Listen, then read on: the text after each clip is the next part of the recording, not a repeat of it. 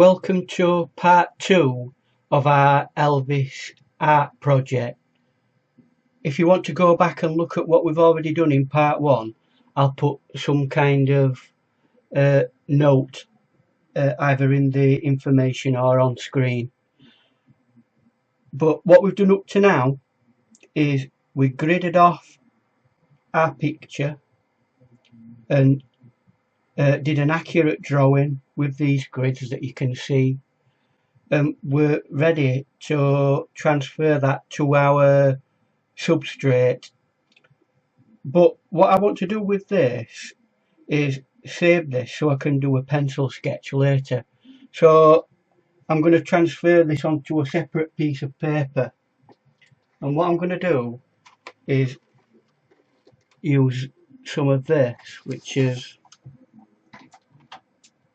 basically greaseproof paper, but it acts like tracing paper. It's transparent, as you can see, and that's what I'm going to use. I've got some already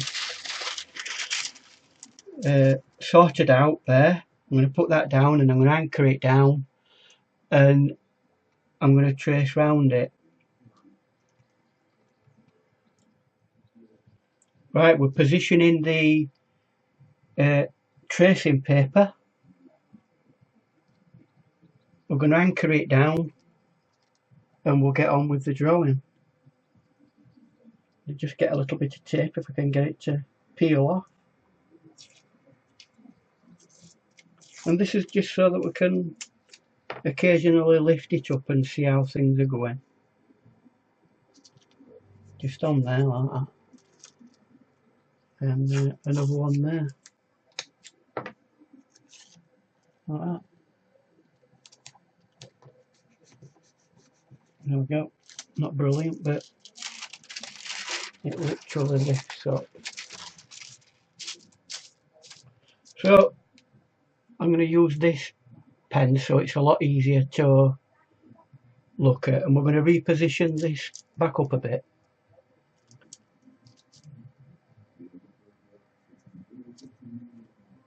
There we go, something like that. And what I'm literally going to do is trace round all of this.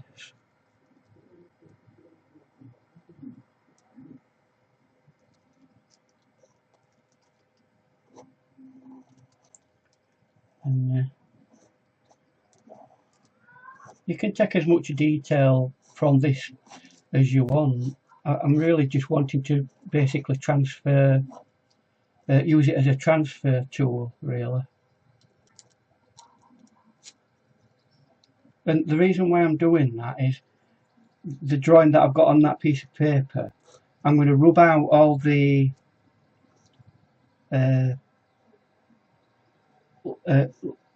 lines that make the grid, and I'm going to use that as a separate drawing, maybe a pencil sketch or something like that. When we get to things like doing the eye, it's good to try and get the detail that you've put in, but generally with the majority of this, it's just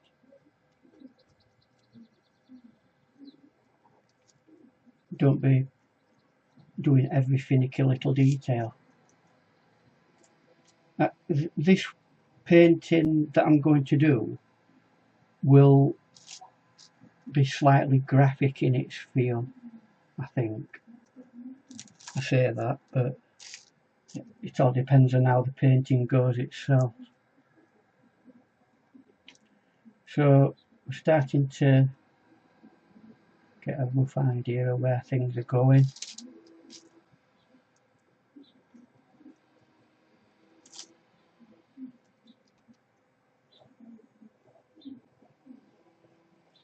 And I noted in the video in part 1 that a lot of you say that you absolutely love Elvis, and he is an icon of music, isn't he? My sister used to be a big Elvis fan. And I like his bluesy kind of stuff.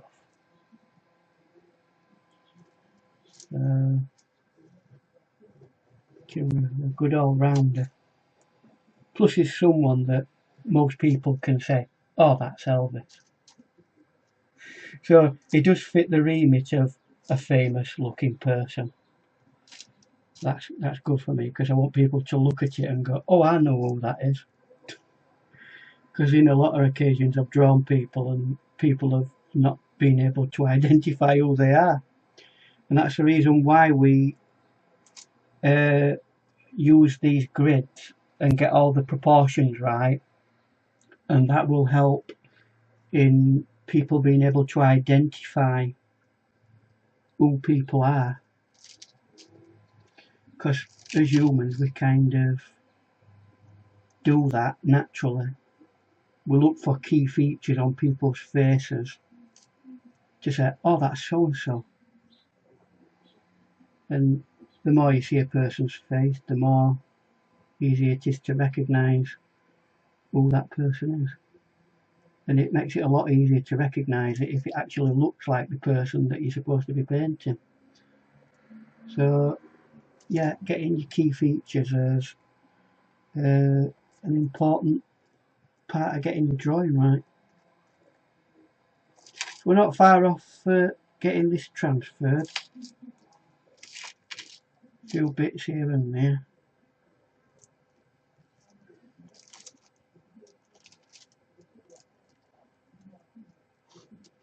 There you go. Just this part of his shoulder. There's that there.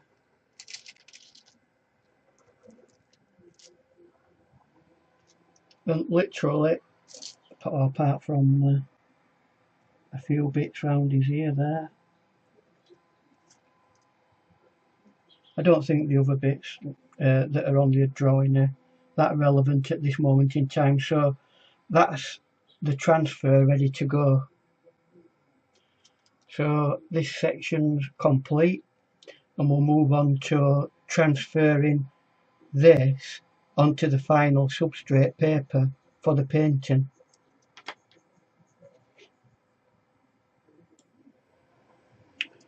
Okay, we've transferred the image onto this tracing paper. We now need to flip this paper over so it's reversed,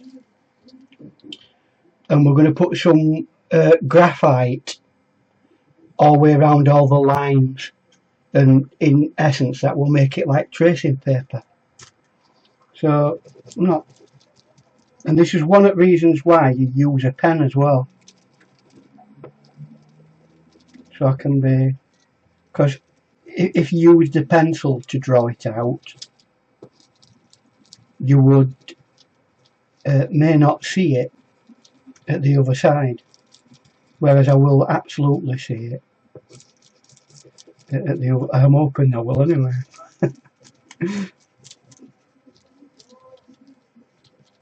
So just trying to make sure that I'm going over everything.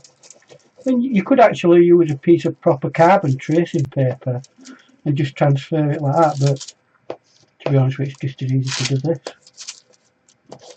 So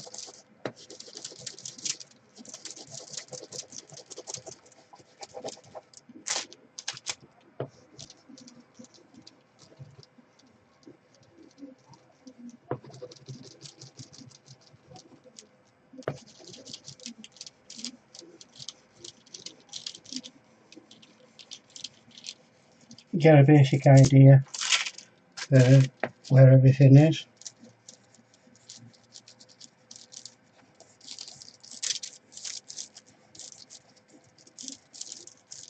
And then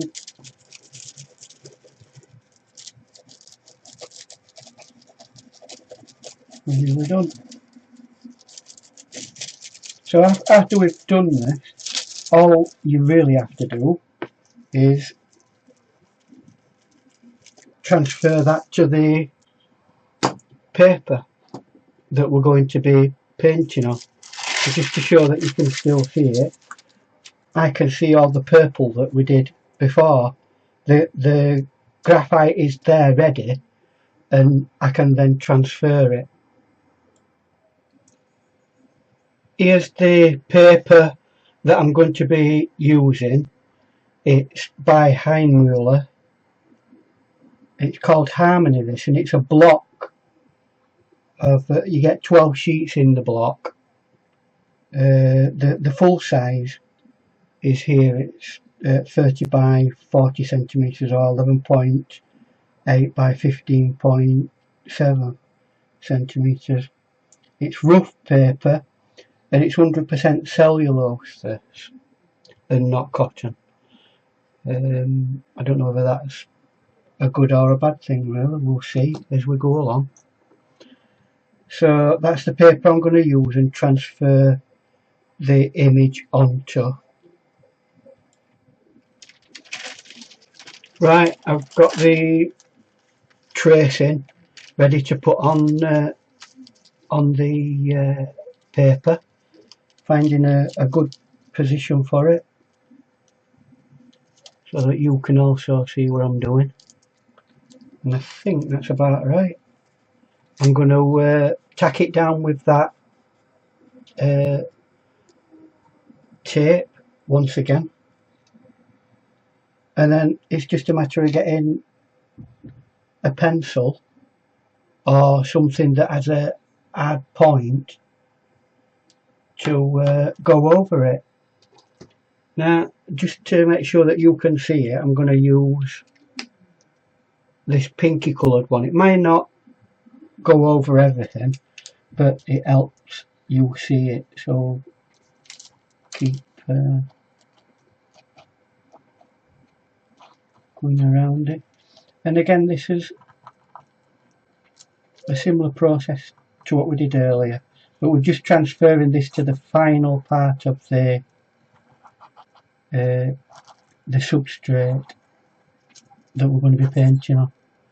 It may seem like a tedious thing, but this helps protect the watercolour paper. You're not putting too much graphite on it, and because I've anchored it down,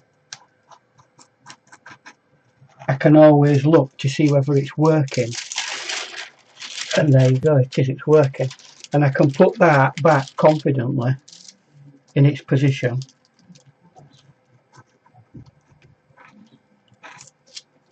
and continue with my drawing without worrying that it's moved. And that's the reason why you put the tape on the end of it.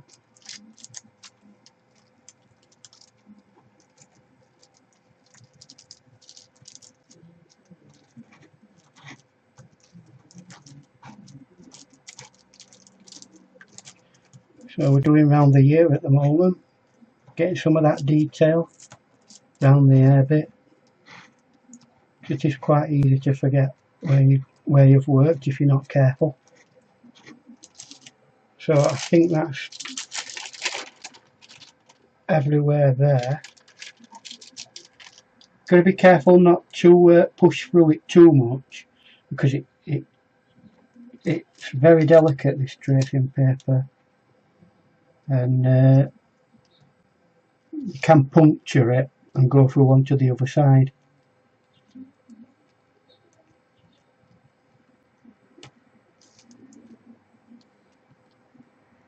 So I think that's a slight problem with this pen.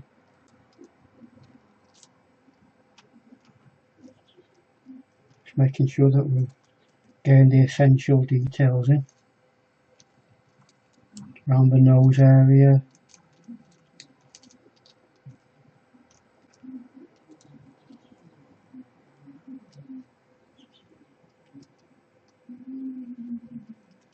Well, some people say that if you draw onto the watercolour paper directly, that it can get into the pure of the watercolour itself and muddy up the painting as a whole. Now, I don't know whether that's definitely the case, but this prevents it from happening, because I'm literally just transferring the key bits that I need. Let me just see where I am. I know I've not.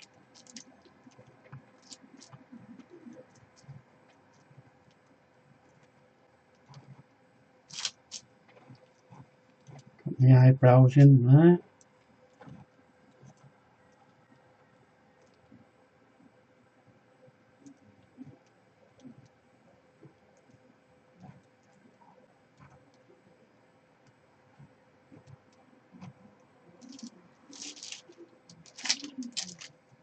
Coming down to the chin and neck area.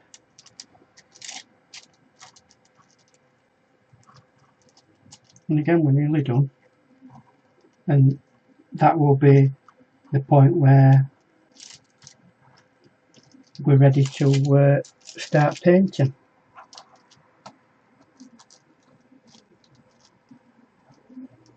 You don't have to use a pen. Anything that can create like a hard point to do that will work fine.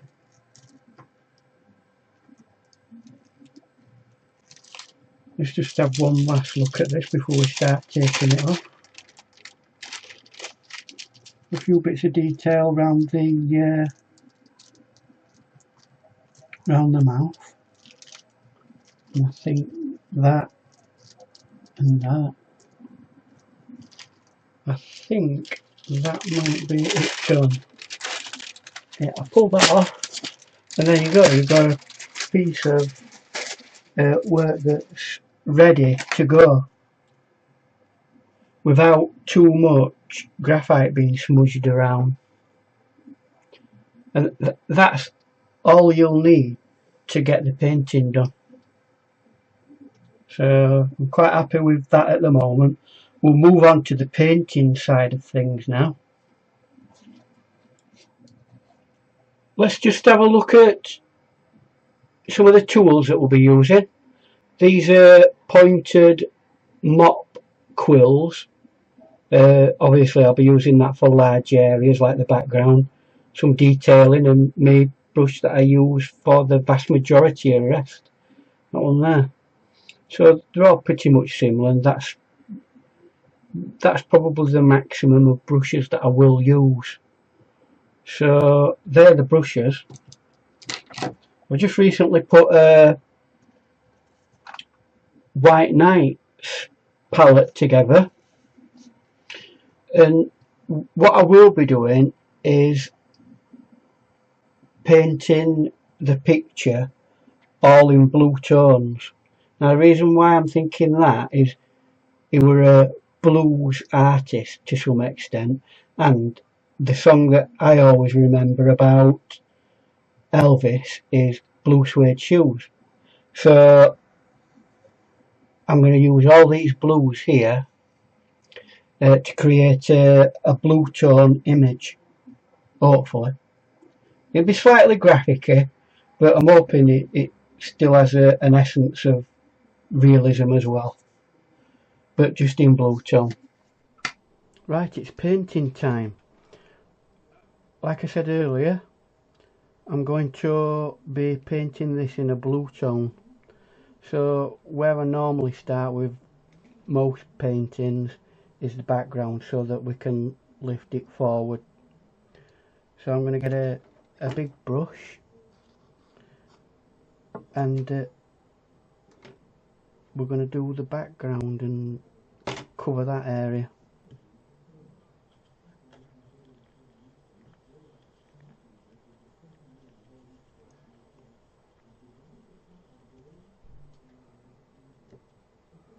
Got a brush here that picks up an awful lot of water. Let's see if we can make a nice puddle of water here. Well, that blue is a bit too green. So let's try another blue. This'll do.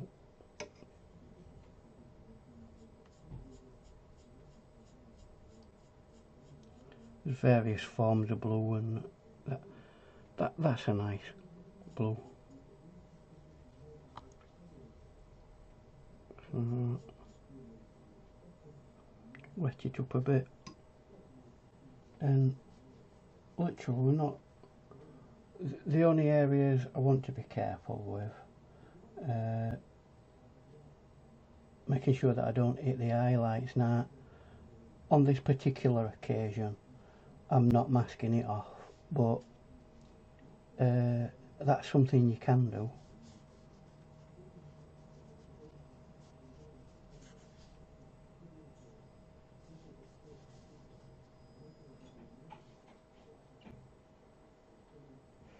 I'm literally being careful on these edges here. They are going to be blue, these, so I don't know why I'm being particularly cautious about that.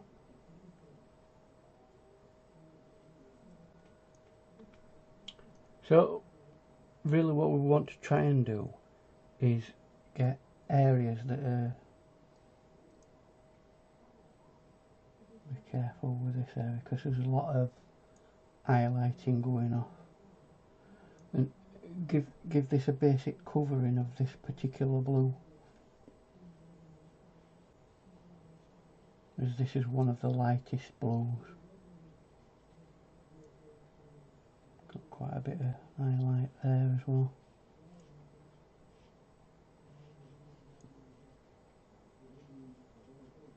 The area's dark, and this all helps with the overall painting event in the end. It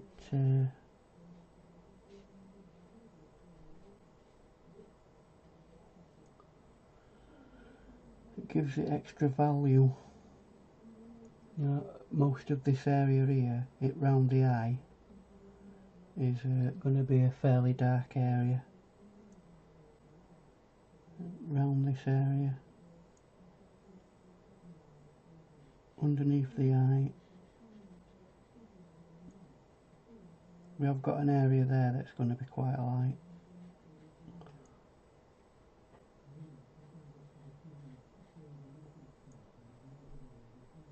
And as you come down to here, around there is an area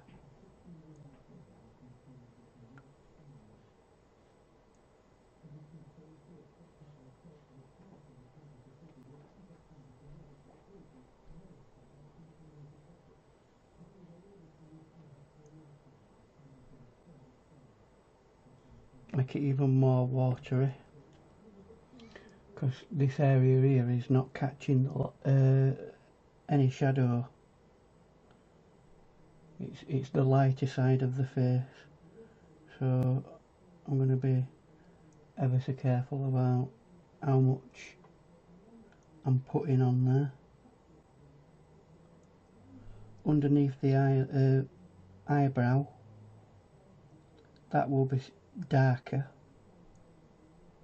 but come out to a point where it's as light as what this area is.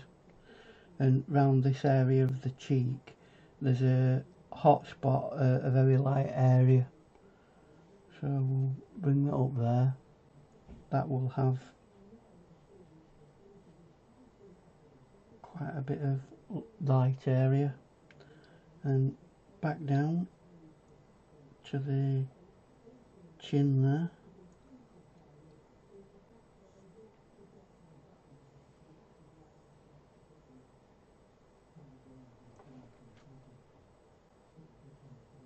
And it's just about interpreting tonal areas, all of this. And obviously I'm not going to do all this in one run. I'm going to let it dry and then go back over it tonally speaking. There's a little bit on its chin that's quite prominent there. And then I'll go back to some more paint, and under here I'm just going to, not quite touch it for the time being, but I am going to put a fairly strong colour because a lot of that is in shade, and then hint at darker areas around here. And this is still all using one colour. Bring that round because I think that's going to be quite dark.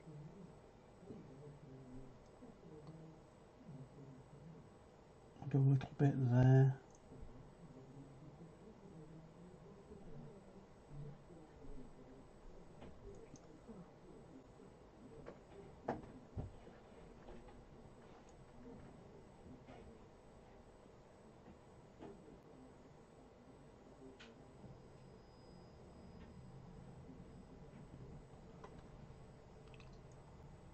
And for the time being, I'll leave that like that to dry.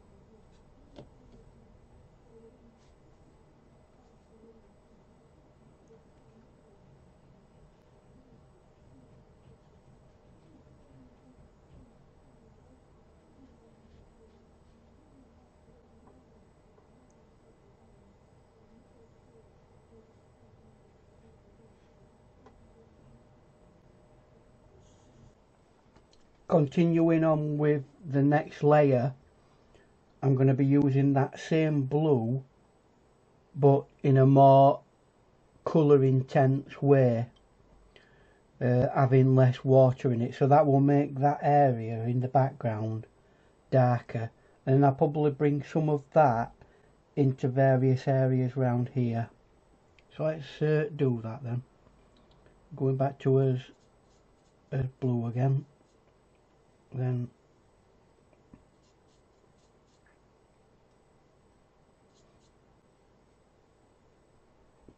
and that will start intensifying this area and differentiate from the layer that's underneath it.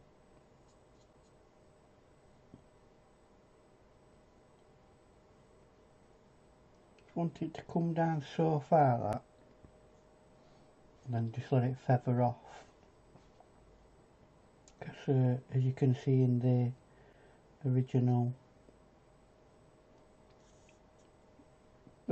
photograph, it kind of slowly but surely mellows down.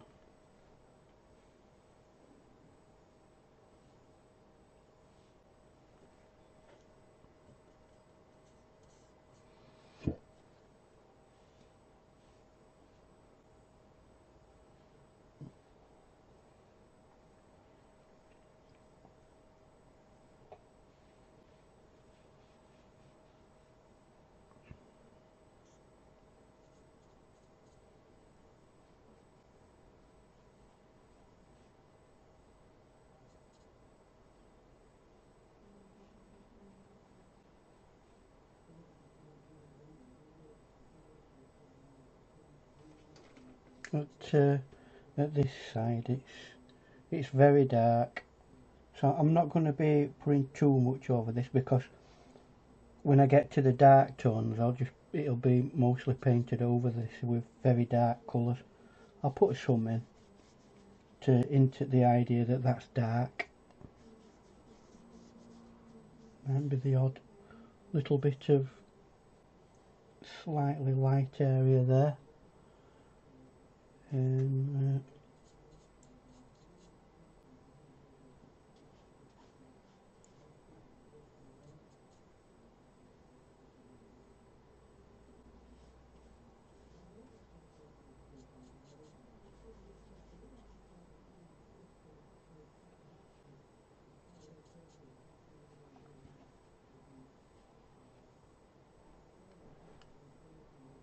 now one area where it is dark,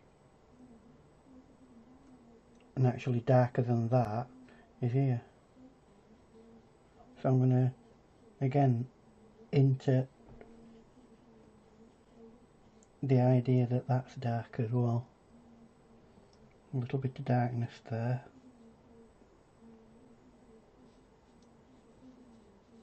And it's just a matter of going around the areas over again that you feel could potentially be dark. Like for that, for example, that's going to be quite dark there. Continually layering it up.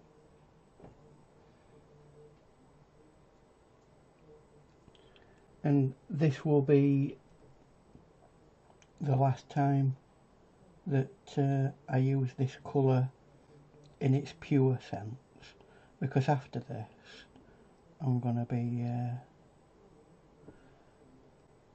putting some darker colour into it.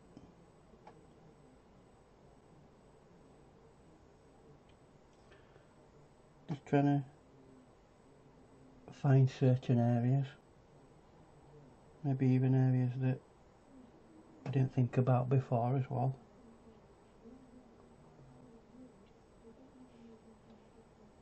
And we can start defining certain aspects. Bring that round like that.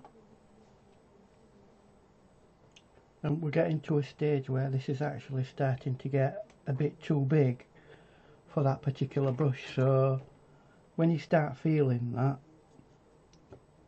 you get another brush out and use that. I'm gonna nip a bit of water off that, and what I will do for this time is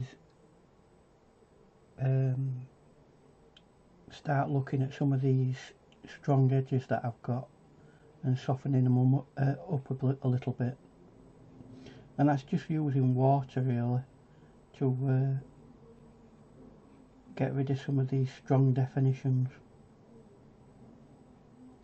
It's nice to have them in, those strong definition areas, but you don't want them absolutely everywhere.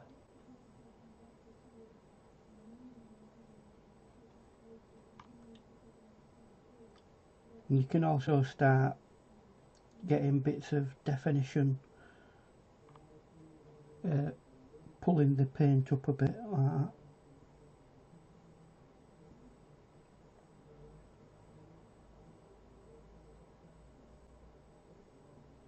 Not going to go too giddy with this at the moment, because we've got other layers to deal with later. That's an area I need to make sure is fairly dark.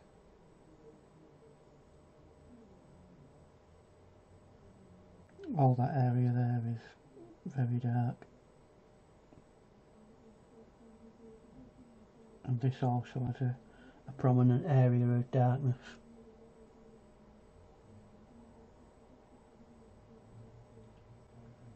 And this particular set of techniques works just as well with normal everyday people as it does with Elvis. So you can do more humans with this particular technique.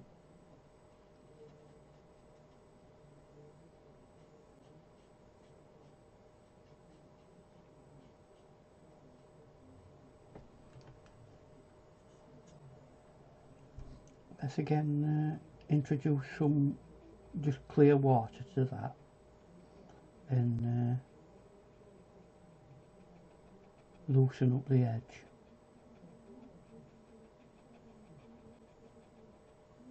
And what that does is it kind of suggests a curve going from dark to light, and we like that because it makes it seem as though it's three-dimensional.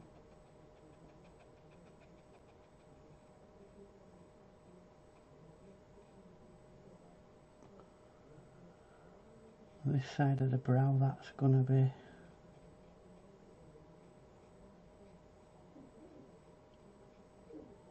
also.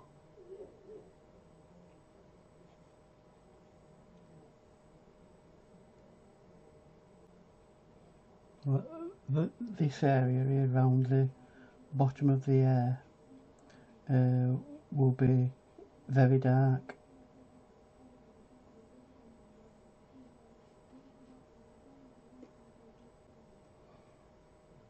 And your next area of slightly darker area is that. And that's all we're doing. We're actually just putting the same kind of colour paint over the previous layer, and that makes the paint less transparent, therefore the white doesn't come through, so that automatically makes it dark. But that only works for so long, because you have to also bring in a certain amount of toning into the paint itself, so that you can add much darker areas. This particular blue, I believe it's ultramarine blue, is fairly middle ranged blue. It's not extremely dark and it's not extremely light, so it's good for the mid-tones. Your white areas look after themselves in watercolour if you preserve them. Your mid-tones, that's where your normal colour, most of your colour work's done, and then once that's done, you can then put your dark areas in, and that's where the artwork will really become three-dimensional. So if it don't look like it's three-dimensional at the moment, then please forgive me, because it will do eventually, I hope.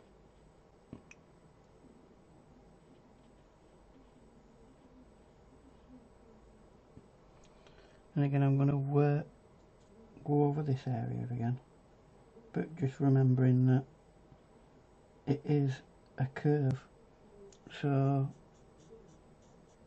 the bottom of that chin is very curved, so, and the light's coming from there, so it's going to gradiate into an area that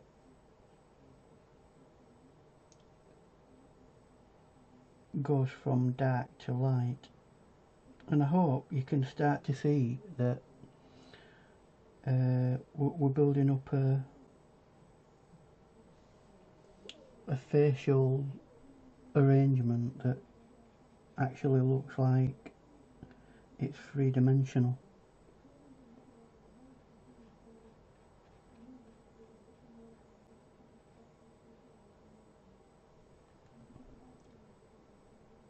So we've got an area there that's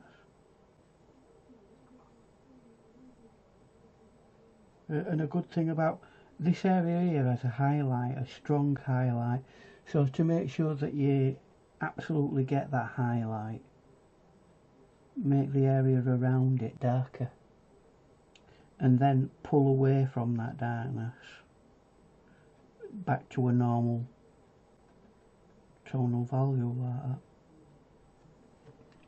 Although I don't want that to be too strong with an edge. You have to make sure that you're bringing it back to a nice soft edge, because it's a human face. It don't want harsh lines in it really, so it's about managing that as well. In some parts of the painting you might want some strong linear areas just to give certain amounts of definition, but on the whole it's a good thing to try and keep skin very soft looking and very almost as though it's flowing.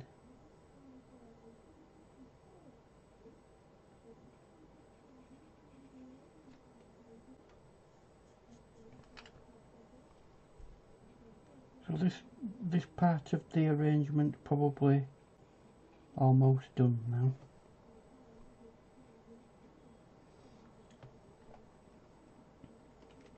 I'm just looking for other areas where I can soften it out and also give a little bit of definition. I mean, that area on a man is good to have a kind of hard edge, because it gives a man a more squarer, stronger chin structure. But you don't have to go too over the top, because Elvis has not got a beard in this one, and I don't want him to look as though he's got a beard. So I will take a little bit of this edge out. Don't know if Elvis ever, I think he did have a beard, I'm not right sure, at some point.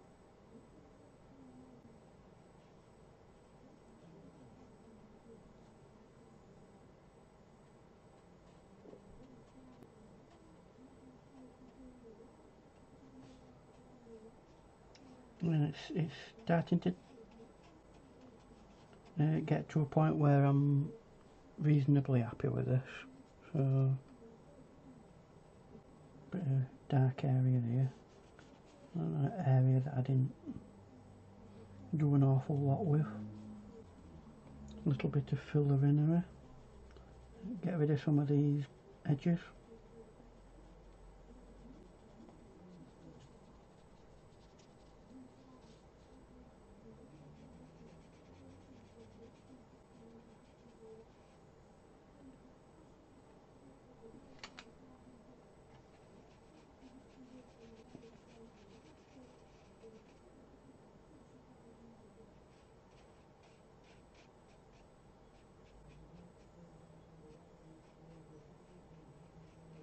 I always be thinking about the fact that the face is round, so we want to try and get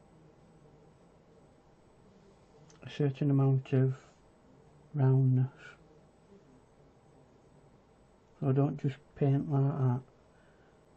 Curves, directional painting.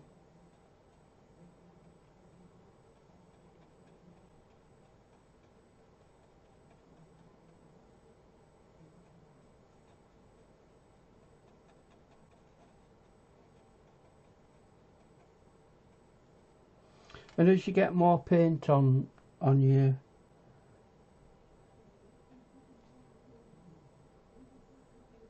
artwork, it's a lot easier to manipulate certain areas and adjust them how you want it.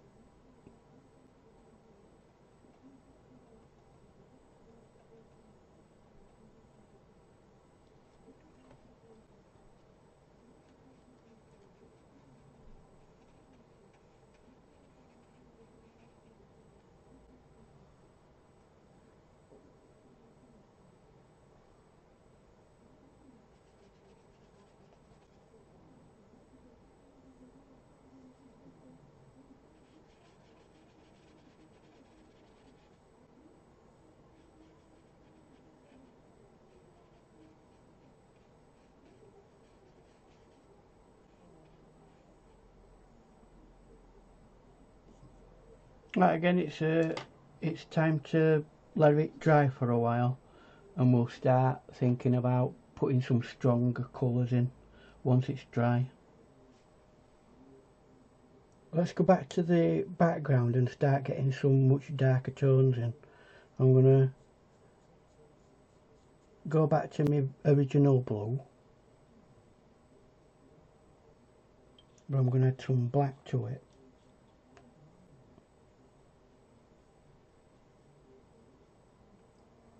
I think that probably might need a bit more. So this is going to be substantially darker. Hopefully it is anyway. See how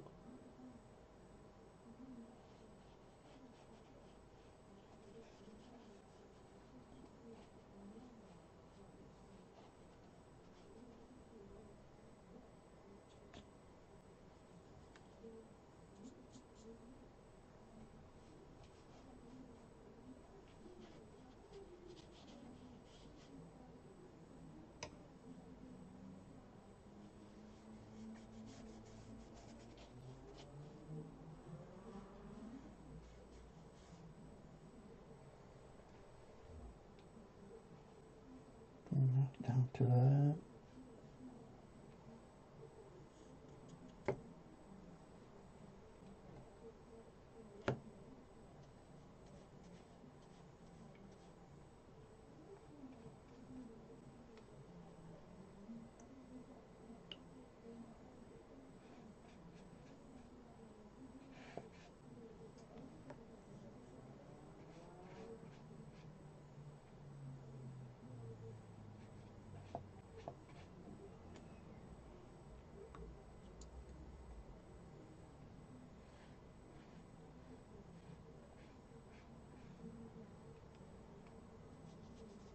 Getting rid of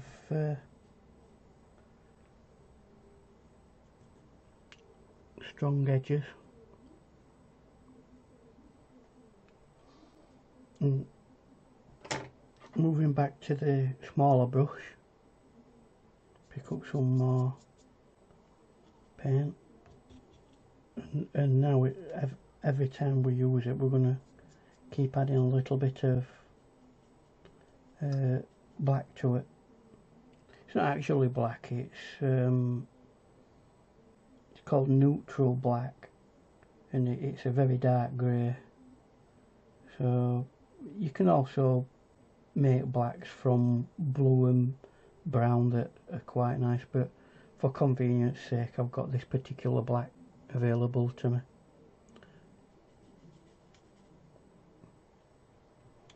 And it's in them same areas. I want to get some of that in there.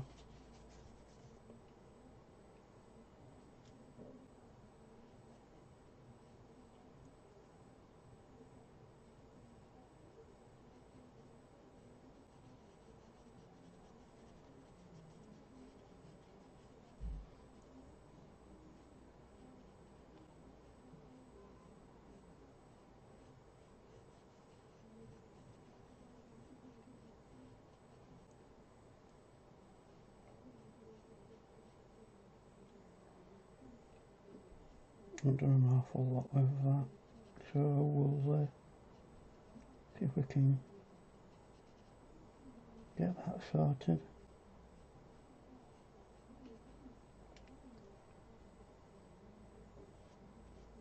Bigger brush areas, because you're not going to see an awful lot of that.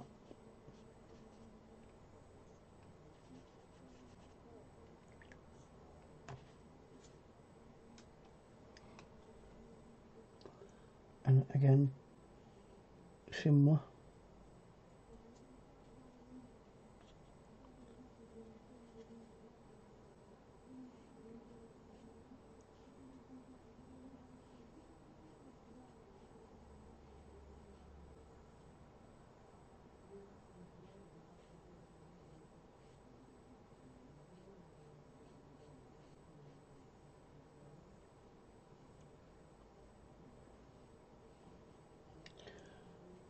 And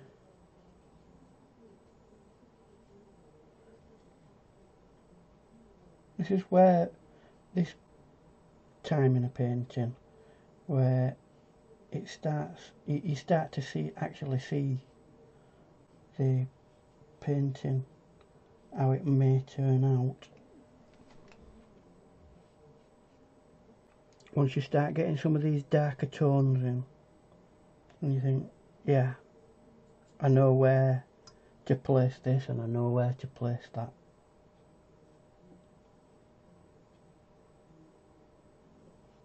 It's quite a large area of dark there. And it's good when it gets to that stage, because you're not thinking about where to place things as much. You're actually just following what you've already created.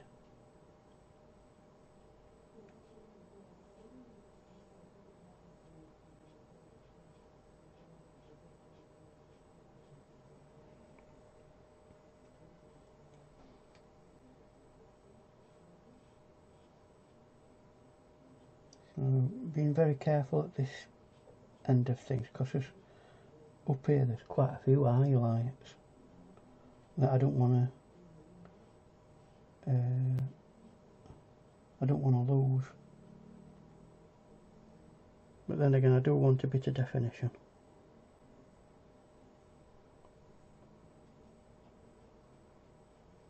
And with this, you can actually get away with putting neat black on it, because we're not going for a.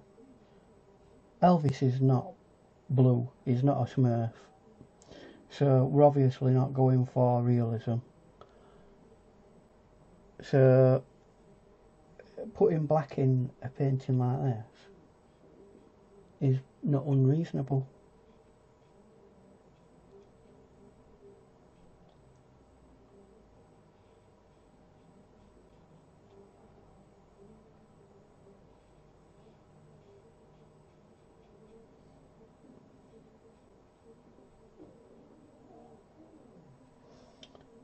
And once I've done with the hair, I'll move on to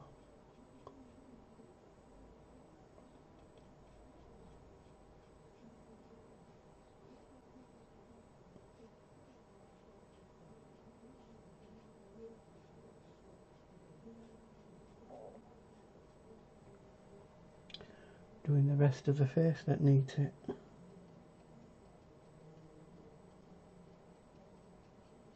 Bit of texture in there. See if I can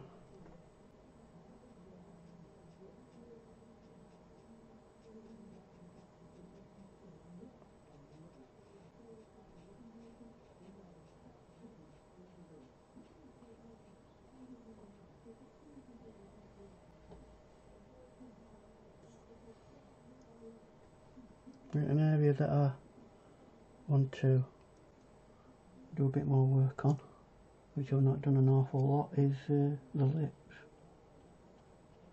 And the bottom lip does tend to be slightly lighter than the dark, more often than not, unless it's a funny lighting situation. But you know, it's not necessarily a detailed painting, this, so I don't want to be like every minute little detail. The key to watercolour painting, as far as I'm concerned, is less is more.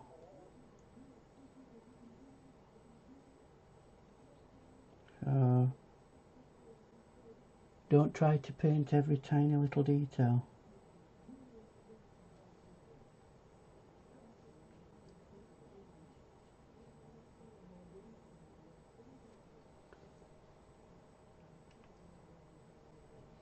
Right, so I'm going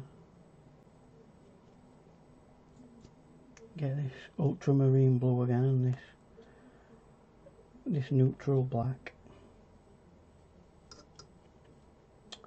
And now what we're going to do is round the face area. That's going to be the darkest part of that. Now we've got a few bits like that. Is eyelashes.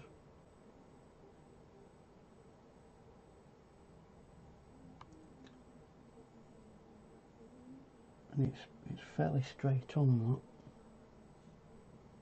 It goes a little bit like that. And then that's quite prominent.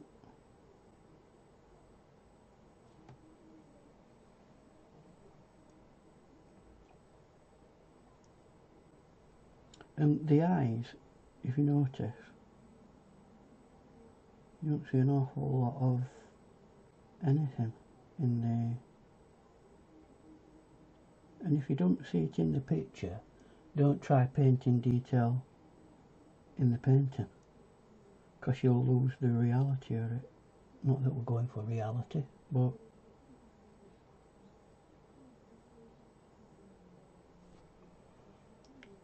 I just now want to get rid of as much of the paint as we can, and I'm going to use a wet brush with no paint on it just to soften that area out a bit. And this area here I'm going to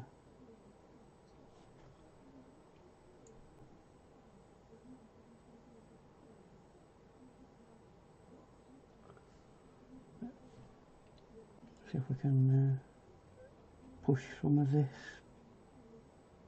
round there.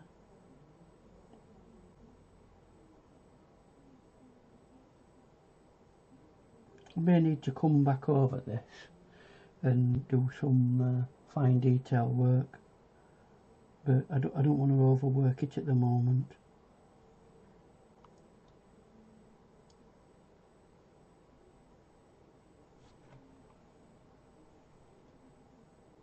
Just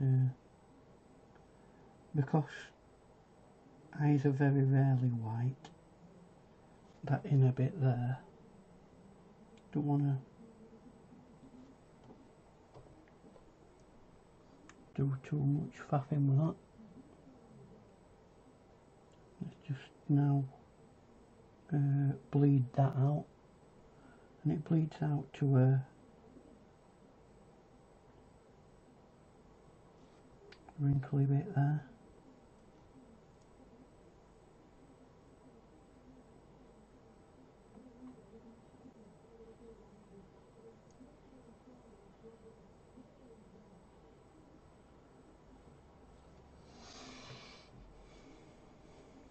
Right, you get to a point where you think that's it, don't do any more with it, and move on. Do another section. It's better to underdo it than overdo it, because once you've overdone a piece, it's difficult to get the quality of the painting back.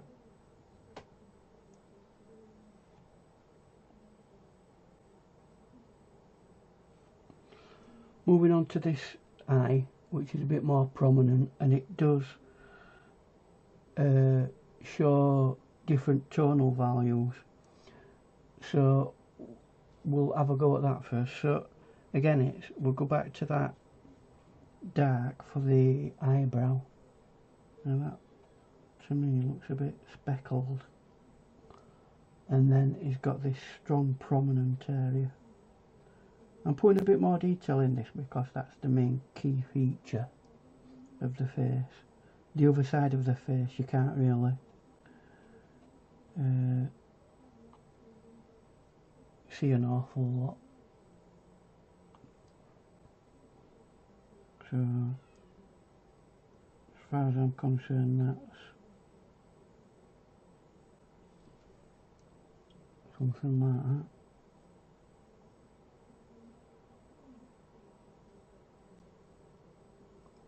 And we've got this other line here that's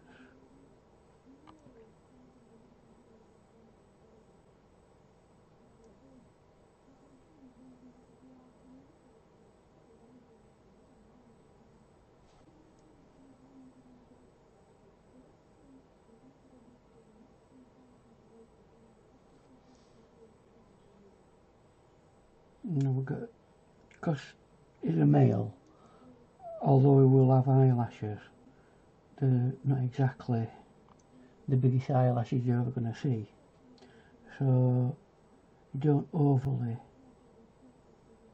emphasise eyelashes on them.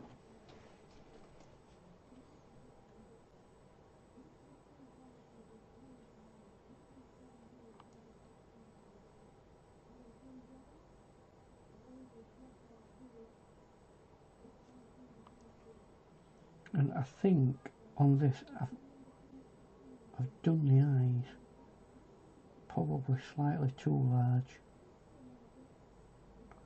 so I'm going to mend that.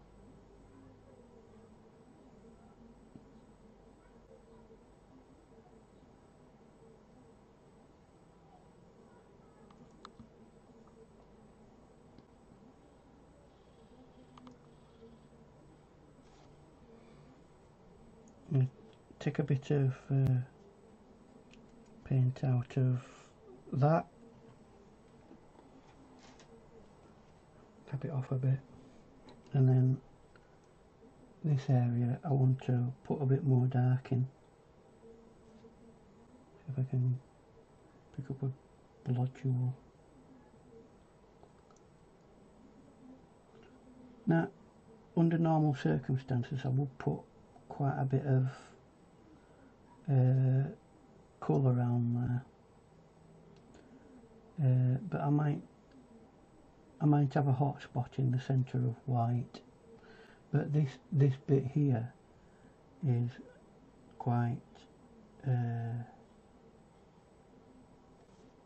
like that.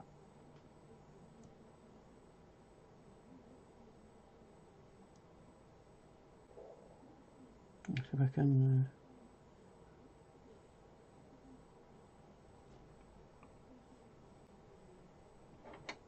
don't want that to be too strong at that end.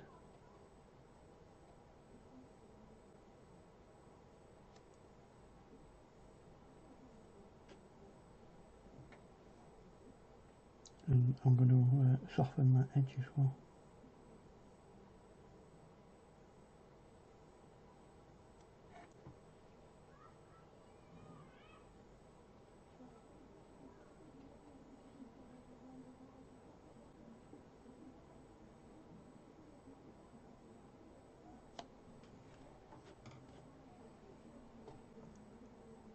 And again, it's one of them things where you've just got to be careful not to be overdoing things.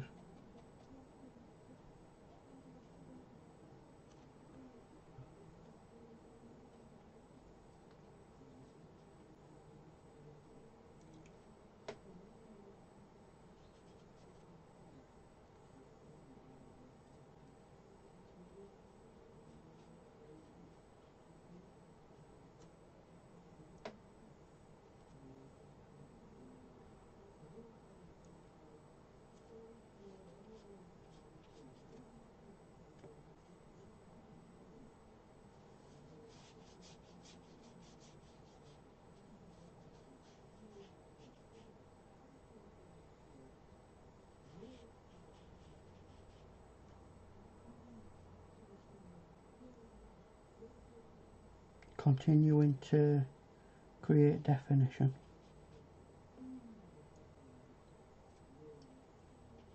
And that will help with the sense of three-dimensional feeling. So you keep looking for areas to try and chisel out, as it were.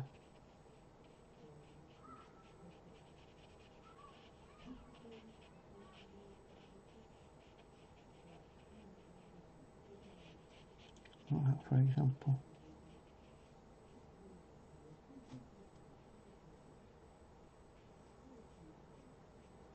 And then bring it back round to a smooth finish.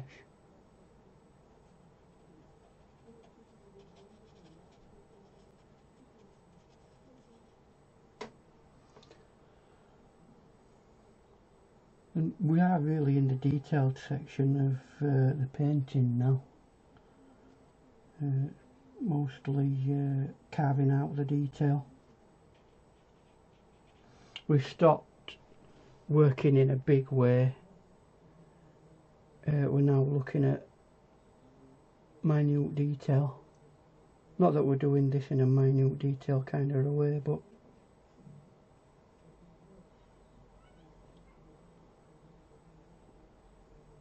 so I'll just stop the video at the moment and look back at it, give it a bit of time to dry again, and see where I need to go next.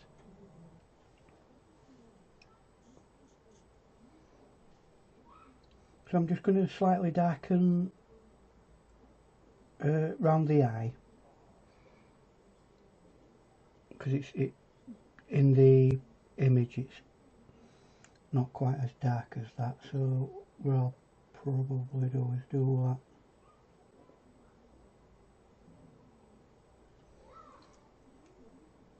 that and do a similar thing there as well.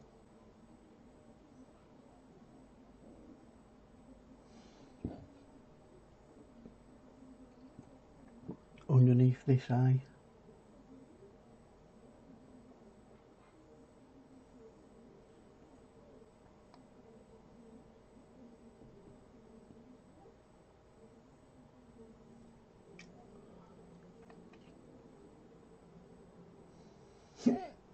Excuse me.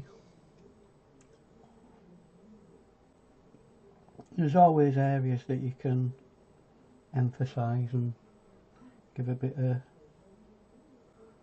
bit more attention to.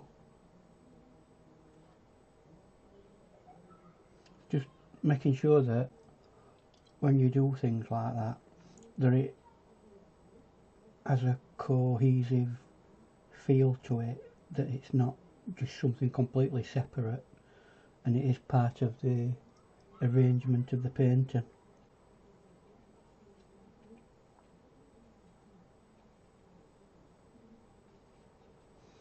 Now this area's got that's considerably darker.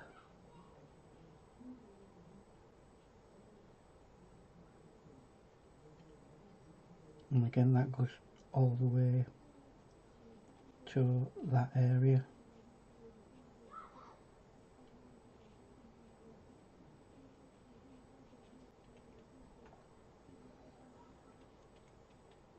And that will eventually be quite dark as well. So let's put a bit of detailing in. I want to keep the lips slightly detailed, but fairly light, because the majority of the bottom lip is fairly light as far as I can see. So I don't want to be going too over the top with detail or too over the top with coloration on it.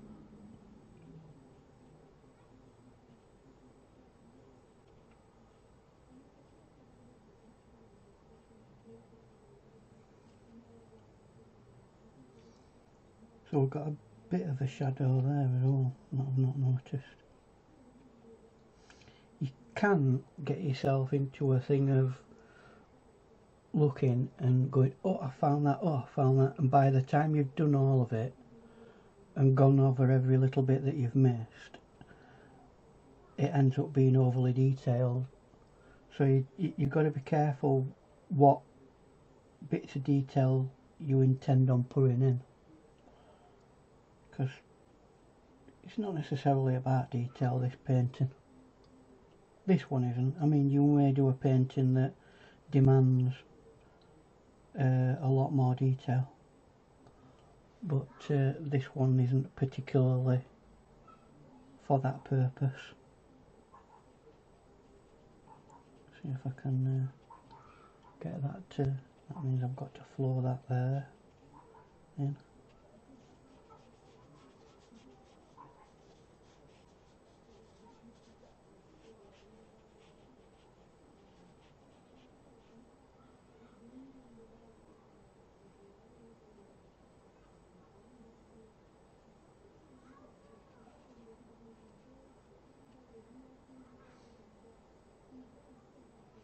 And keep working these things.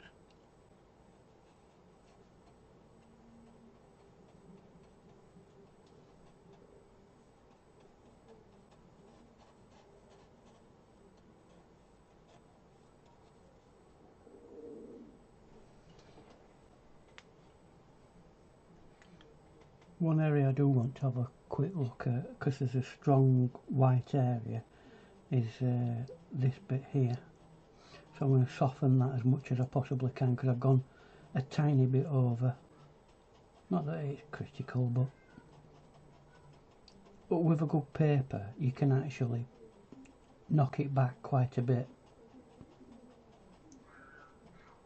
which is nice because it gives it that natural soft feel that I'm after.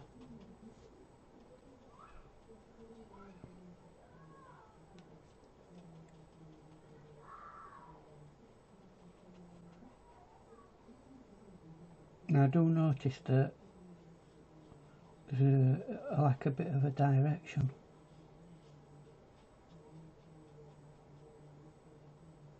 Don't want that to be too strong though. And that kind of comes like that. Try and put some emphasis into it, but don't, you know, overly fuss about it. And in exactly the same way, there's a direction in this way.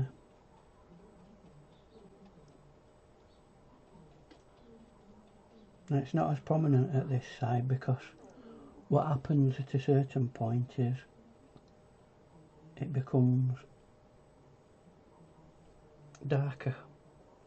So let's do that. Get some more paint because I'm running out of that particular paint.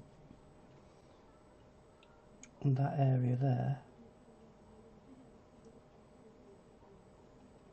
it kind of comes round like that and goes like that. It goes to there as well.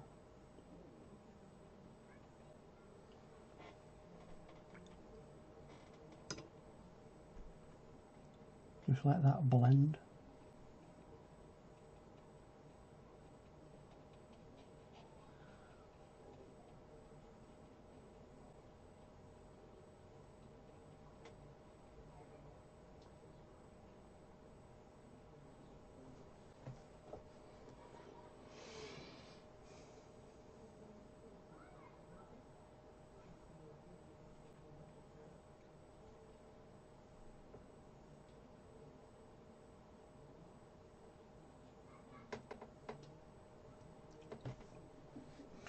Another area to work at there is that there, between your eyes, because in this particular picture it's got a slight dark area, and that then kind of comes round like that, and that becomes dark.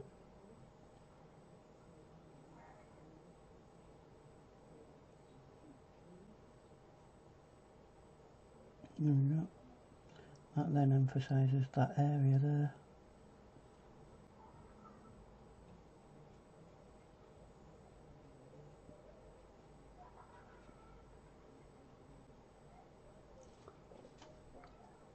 A few more little bits.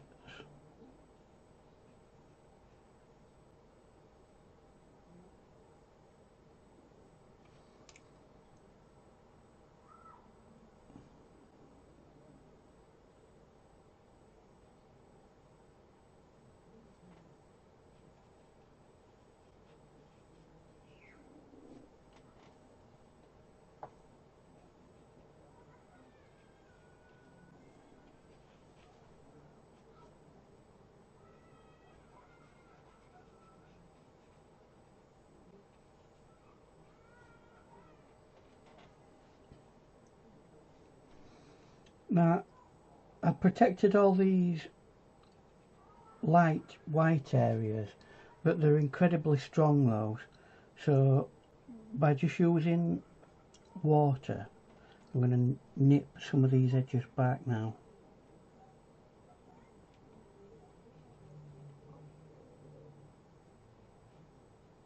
And you'll find that helps a lot.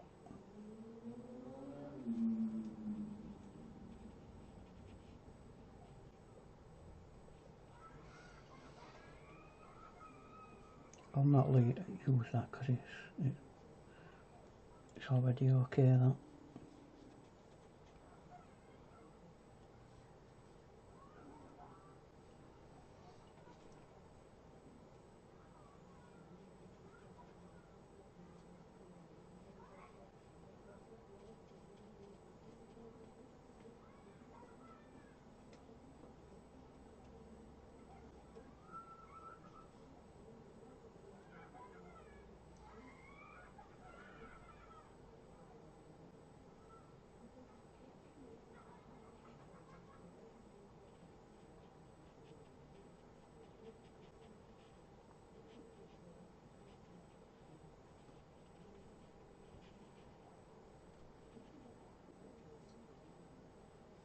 Now, highlights should be exactly that, highlights. Although there are strong on the reference image, there are strong white areas. We don't necessarily want to be reproducing that, so we just try and make sure that what we're doing here is slightly different, because it can be extremely strong, that white area, if you're not careful.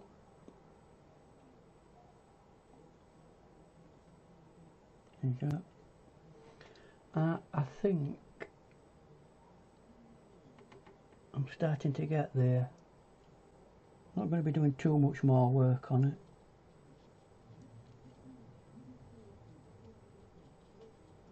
It's just really much of the same. Just making sure that I've got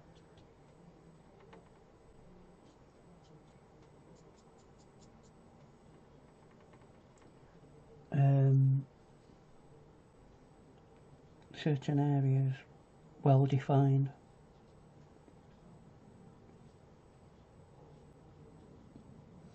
I will return back to this and darken that area as well, and bring some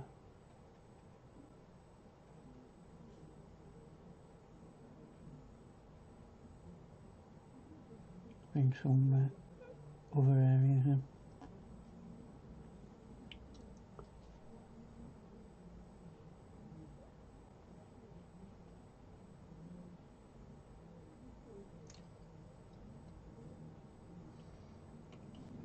So some areas that I will need to emphasise, under the chin, for example. That needs to be, see if I can put some paint on it to start with.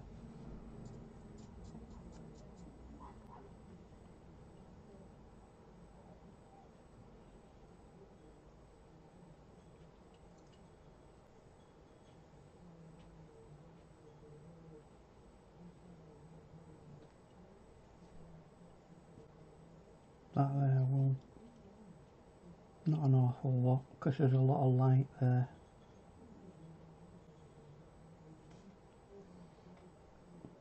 An area where there is a dark is where his shirt kind of creates a shadow on his neck, and that goes all the way to there.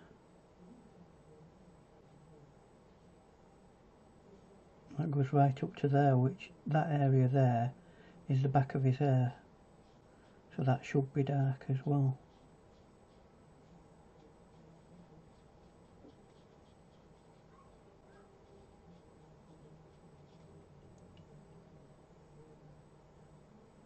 Might be the odd ruffle here.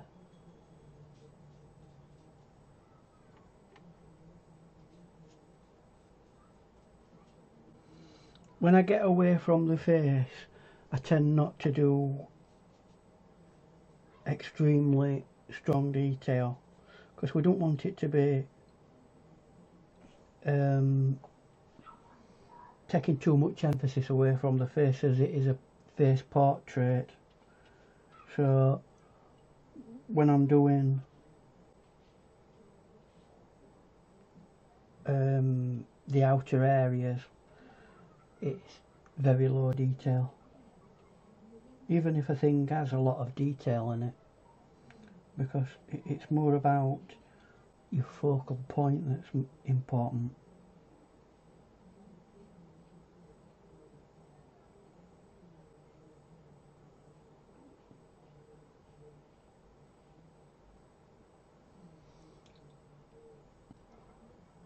Quite dark there when you look at it in that little triangle there.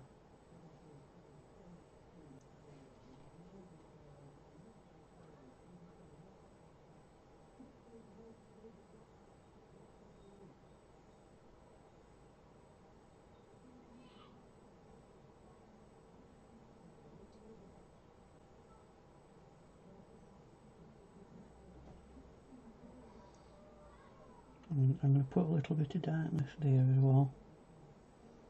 You keep finding areas, it's way it is.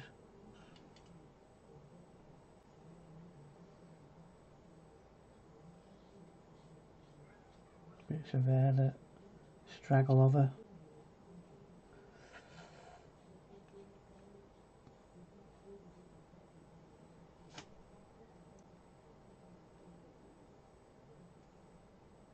So if I can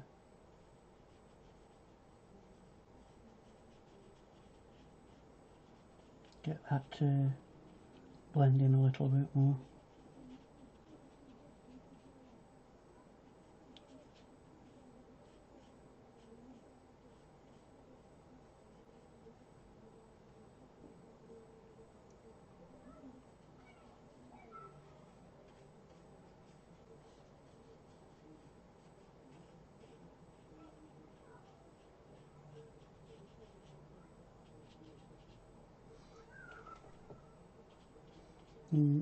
We're not going to be too long before we're about finished.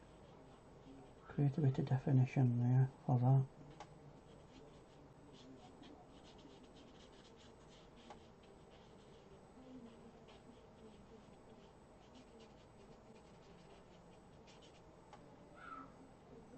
Just about texture really now with this.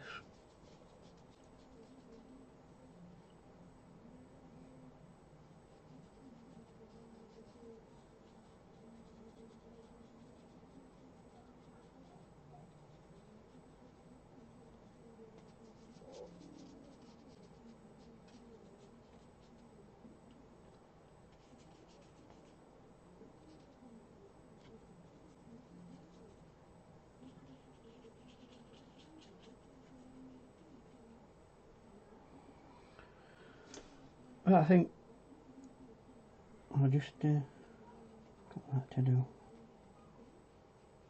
So it's not a high white area, but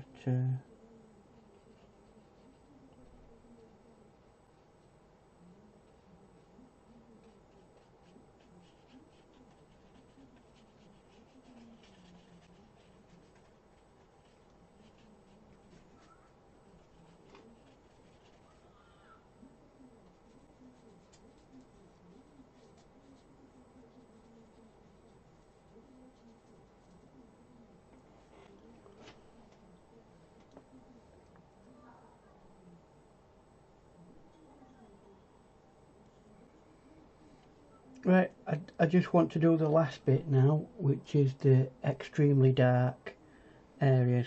So all I'm going to use in that sense is the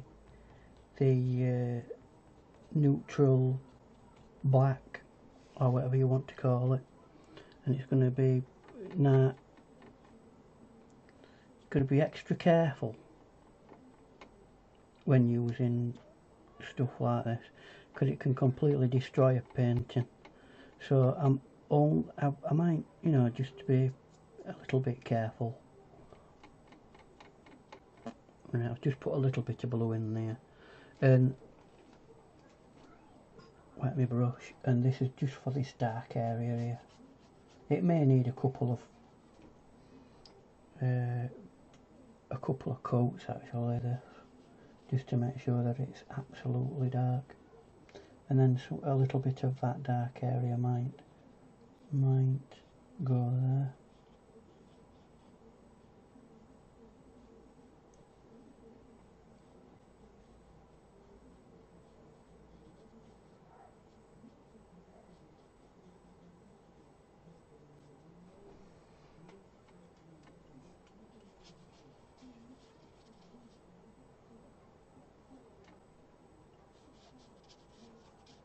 Like I said, this side here don't seem to be as dark as this side here, so I'm not going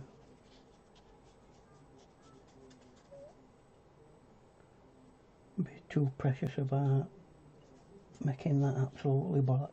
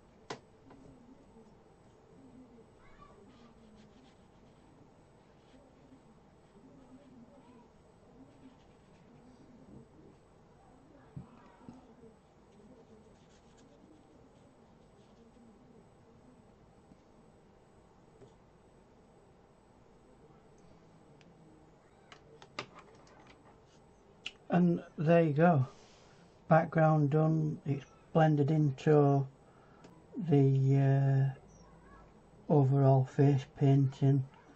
I've used one blue and a neutral dark black to produce various ranges of blue. Obviously I preserved the white areas as much as I need to, and hopefully it looks like Elvis. So that's really my painting. I hope you've enjoyed it. I know a few of you have really eagerly anticipated this painting, and I hope it has come up to your expectations.